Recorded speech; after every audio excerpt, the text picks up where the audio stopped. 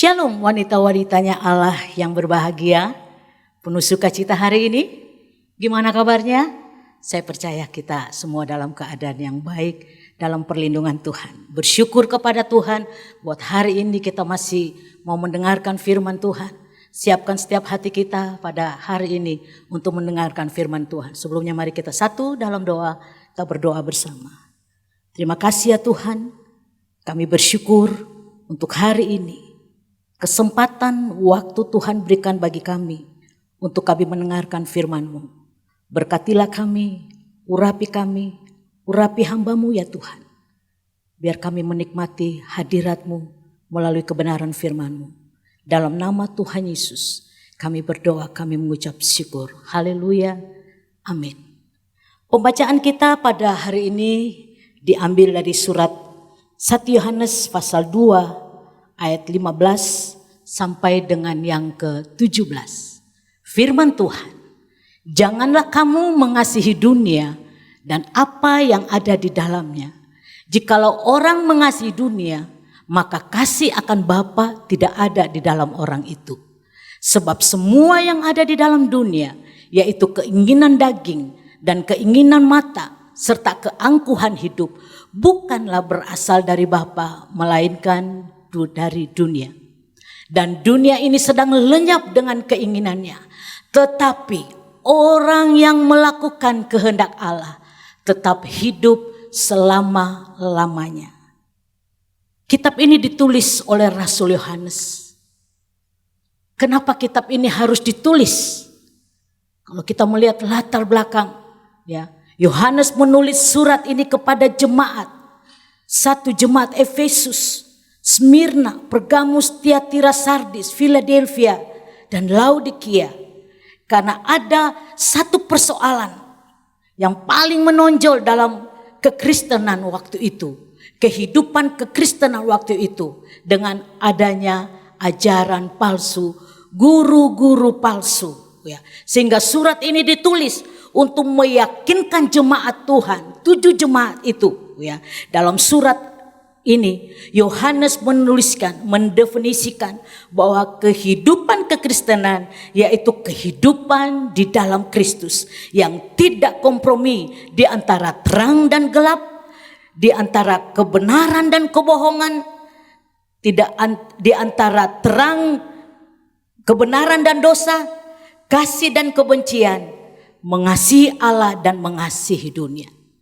Kita melihat tantangan, sebentar lagi kita akan masuk di dalam sebuah kehidupan yang new normal. Dan kita sebagai orang percaya anak Tuhan, secara khususnya buat wanita-wanitanya Allah, wanita Hagios Family hari ini, apa yang harus kita persiapkan untuk menghadapi suatu kehidupan yang baru ini? Setelah beberapa bulan lamanya waktu sudah kita habiskan di rumah saja bersama dengan keluarga. Saya percaya bahwa kita melakukan hal bersama dengan keluarga, berdoa bersama, bangun mezbah, membangun persekutuan antara keluarga kita. Saya percaya itu. Tapi untuk menghadapi kehidupan yang baru ini ke depan, ya, lihat keadaan dunia, ya. Dunia yang ke depan adalah dunia yang akan terus maju, yang akan terus bergerak. Ya. Saya mau bilang begini, dunia bagaikan magnet yang mau menarik, yang mau menjauhkan kita. Ya. Dengan segala sistemnya, caranya. Jadi bagaimana kita bisa mengantisipasi untuk menjalankan kehidupan yang baru? Tema yang saya berikan hari ini adalah hidup untuk melakukan kehendak Allah.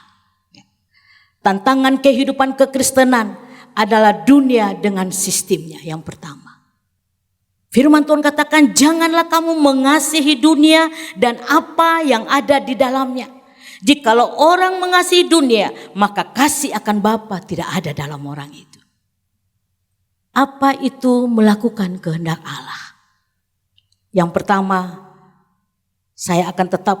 kita akan tetap ada di dalam pembacaan surat 1 Yohanes ini. Yang pertama, apa itu melakukan kehendak Allah? Yang pertama adalah hidup di dalam terang.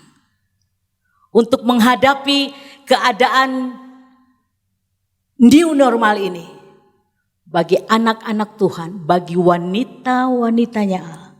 Yang pertama, hidup di dalam terang. 1 Yohanes 1 ayat 5. Kita bacakan ayat ini. Dan inilah berita yang telah kami dengar dari Dia dan yang kami sampaikan kepadamu. Allah adalah terang dan di dalam Dia sama sekali tidak ada kegelapan. Hidup di dalam terang.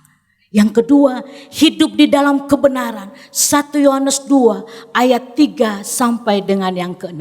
Dan inilah tandanya bahwa kita mengenal Allah, yaitu jikalau kita menuruti perintah-perintahnya. Barang siapa berkata, aku mengenal Dia, tetapi ia tidak menuruti perintahnya, ia adalah seorang pendusta dan di dalamnya tidak ada kebenaran. Tetapi barang siapa menuruti firman-Nya, di dalam orang itu sungguh sudah sempurna kasih Allah. Dengan itulah kita ketahui bahwa kita ada di dalam Dia. Yang kedua itu hidup dalam kebenaran. Yang ketiga, hidup di dalam kasih. 1 Yohanes 2 ayat 10 firman Tuhan katakan, 1 Yohanes 2 ayat 10, barang siapa mengasihi saudaranya, ia tetap berada di dalam terang dan di dalam Dia tidak ada penyesatan. Ternyata hidup di dalam kasih, ya, itu kita sedang berada di dalam terangnya Allah. Hidup di dalam kasih, kita jauh dari penyesatan. Yang keempat adalah mengasihi Allah. 1 Yohanes 4 ayatnya yang ke-7. Saudara-saudaraku yang kekasih, marilah kita saling mengasihi, sebab kasih itu berasal dari Allah. Dan setiap orang yang mengasihi lahir dari Allah dan mengenal Allah. Mengasihi Allah.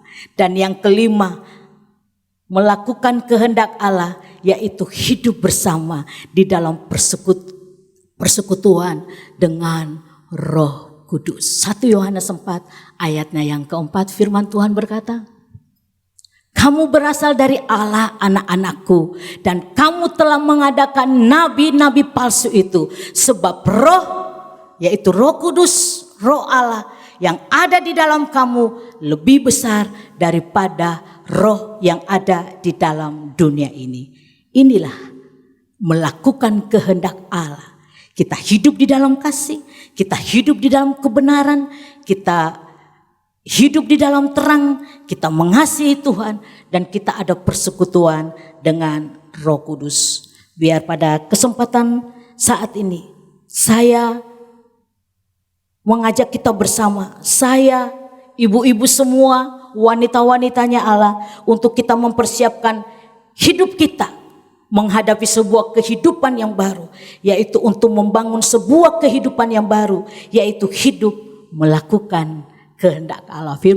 Firman Tuhan katakan dengan jelas tadi, tetapi orang-orang yang melakukan kehendak Allah akan tetap hidup selama-lamanya. Saya percaya bahwa kuasa Roh Kudus yang akan menuntun kita, yang akan membimbing kita, yang akan mengajarkan kita untuk kita hidup di dalam kebenaran firman Tuhan, untuk kita hidup melakukan kehendak Tuhan. Tantangan kehidupan kekristenan yang berikutnya, ya, yang pertama tadi dunia dengan segala sistemnya, yang kedua adalah ajaran palsu atau anti-Kristus yang menggantikan Injil firman Tuhan dengan teori-teori manusia, dengan mungkin cuman hanya keinginan dagingnya. Inilah sebuah kehidupan. Memang dunia, firman Tuhan katakan dunia dengan 3 keinginannya, keinginan mata, keinginan daging, serta keangkuhan hidup. Itu yang dunia akan sodorkan, sistemnya akan seperti itu. Mari orang-orang yang mengenal Tuhan, orang-orang yang melakukan kehendak Allah akan tetap hidup untuk selama-lamanya. Puji Tuhan. Biar 4 hal di atas ini, ya, kita mempersiapkan untuk sebuah kehidupan yang baru, ya, untuk melakukan kehendak Allah, hidup untuk melakukan kehendak Allah. Ya, biar pada hari ini ya dalam ayat penutup Wahyu 2 ayat 10 bagian B, hendaklah engkau setia sampai mati dan aku akan mengaruniakan mahkota kehidupan. Ya. Wahyu 3 ayat 11 firman Tuhan katakan, aku datang segera. Peganglah apa yang ada padamu supaya tidak seorang pun mengambil mahkotanya.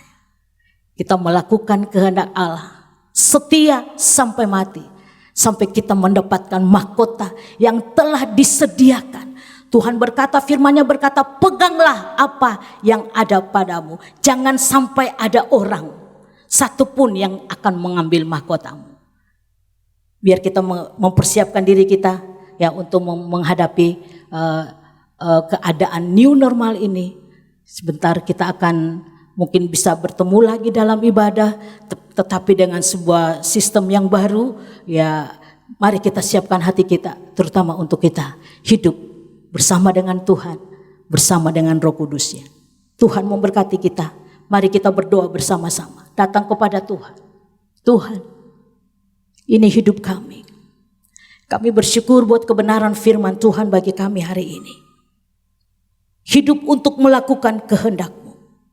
Roh Kudus tolong kami, ajar kami dan mampukan kami. Hamba berdoa bagi kami semua wanita-wanita yang kuat, wanita-wanita yang mengasihi Tuhan, wanita-wanita yang hebat di hadapan Tuhan.